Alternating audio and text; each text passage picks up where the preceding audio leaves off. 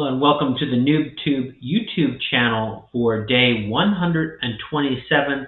This was the 4th of January 2023. So I did 45 minutes of exercise on the treadmill that included the 5-minute jog.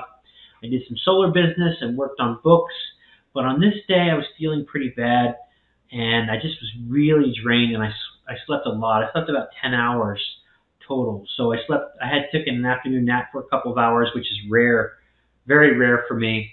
And then I went to bed early and I slept a lot. So, yeah, maybe it's just all catching up with me. I got too much going on, but I needed the time to, listen to my body and then just go ahead and went to sleep.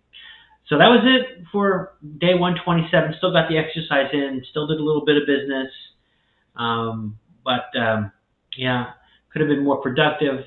Not my best day, but it's all good. It's just one day out of many. All right, so thanks for watching. I will talk to you again soon.